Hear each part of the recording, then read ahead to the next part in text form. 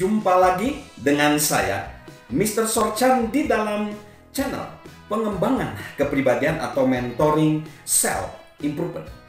Saat ini kita membahas prinsip yang ke-8 atau hukum yang ke-8 dari pertumbuhan pribadi, yaitu hukum rasa sakit. Hukum rasa sakit. Bunyi hukum rasa sakit seperti ini. Mengelola pengalaman buruk dengan baik akan menghasilkan pertumbuhan yang luar biasa. Mengelola pengalaman buruk dengan baik akan menghasilkan pertumbuhan yang luar biasa. John McDonald berkata demikian. Setiap masalah memperkenalkan seseorang pada dirinya sendiri. Sahabat Mr. Sorchan, bagaimana biasanya sahabat menanggapi pengalaman buruk yang menimpa sahabat? Apakah amarah sahabat meledak? Apakah secara emosional sahabat menarik diri? Apakah sahabat menarik diri sejauh mungkin dari pengalaman tersebut? Apakah sahabat tidak mengacuhkannya atau tidak memperdulikannya? John McDonald pernah berkata, setiap masalah memperkenalkan seseorang dengan dirinya sendiri. Sungguh pandangan yang mencerahkan. Setiap kali kita menjumpai suatu pengalaman yang menyakitkan, kita semakin mengenal diri kita sendiri dibandingkan sebelumnya. Rasa sakit dapat menghentikan kita melakukan sesuatu atau membuat kita segera mengambil keputusan yang kita tunda-tunda, menghadapi persoalan yang kita tidak ingin hadapi, dan membuat perubahan yang membuat kita merasa tidak nyaman. Rasa sakit mendorong kita untuk menghadapi diri kita. Rasa sakit mendorong kita untuk menghadapi diri kita sendiri dan posisi kita sebenarnya. Apa yang kita lakukan dengan pengalaman tersebut menentukan seperti apa kita nanti. Saat ini saya akan membahas satu tema, rasa sakit yang tidak terbayangkan. Rasa sakit yang tidak terbayangkan. John C. Maxwell pernah menemukan sebuah kisah dari seorang bernama Cheryl McGuinness. Cheryl McGuinness adalah seorang wanita yang telah melewati pengalaman yang amat buruk. Suatu pagi di musim panas, suaminya bernama Tom berangkat bekerja seperti biasanya sebelum fajar menyingsing. Pekerjaan seperti yang sering dilakukannya. Dia mencium sang istri sebelum pergi. Beberapa jam kemudian, Cheryl terbangun, mengantar putra-putrinya ke sekolah, dan mulai melakukan pekerjaan rutinnya setiap hari. Kemudian, seorang teman menelepon untuk menanyakan jika Tom ada di rumah atau tidak. Lalu, telepon dari yang lain. Ia tahu bahwa ada sesuatu yang terjadi, tetapi ia sama sekali tidak memiliki bayangan tentang apa itu. Setelah mendesak untuk mendapatkan jawaban, akhirnya temannya menjelaskan ada pesawat yang dibajak. Saat itu adalah pagi hari, tanggal 11 September 2001, dan suami Cheryl adalah pilot dari American Airlines. Selama berjam-jam, sementara rumah Cheryl dipenuhi oleh sahabat, tetangga, pilot-pilot lain, temannya sesama jemaat, ia tidak mendapati jawaban atas pertanyaannya. Tetapi saat sebuah mobil tiba di rumahnya dengan membawa pimpinan pilot maskapai tersebut, ia tahu apa yang telah terjadi. Penerbangan American Airlines 11, di mana Tom menjadi pilot pendamping, adalah pesawat pertama yang ditabrakkan ke gedung World Trade Center. Tom dan semua penumpang pesawat tersebut tewas. Seperti kebanyakan orang yang lolos dari suatu tragedi yang Mengerikan, Cheryl berusaha mengatasinya dengan sebaik mungkin. Beberapa individu mengelola pengalaman negatif tersebut dengan baik, sementara yang lain bergumul.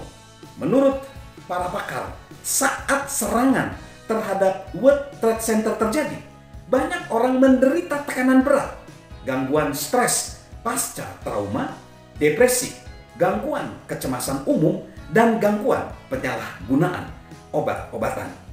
Sekalipun ia juga memiliki keterkaitan pribadi yang tragis dengan serangan 9/11 tersebut, Cheryl mengelolanya dengan sangat baik.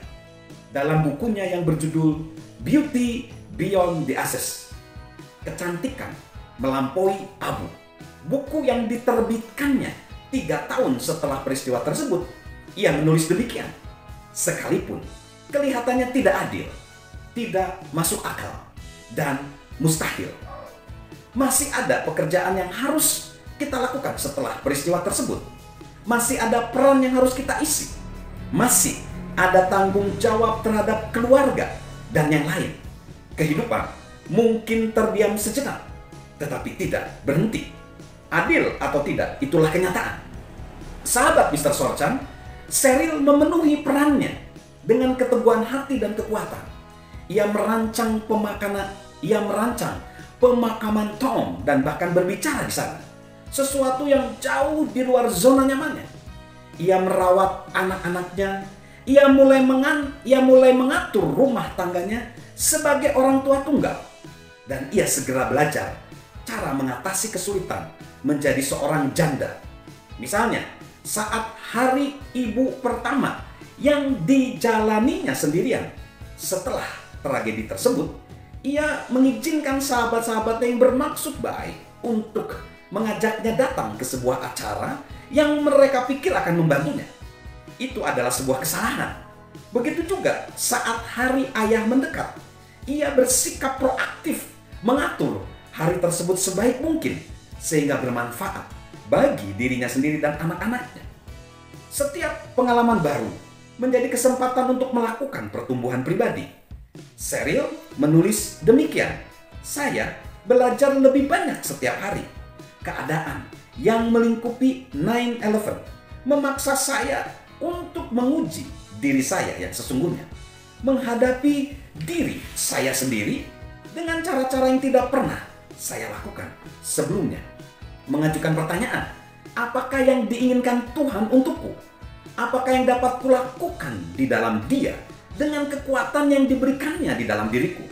Bagaimana caranya memakai aku untuk menjamah kehidupan orang-orang lain? Saya belajar lebih banyak mengenai diri saya sendiri dan mengenai Tuhan.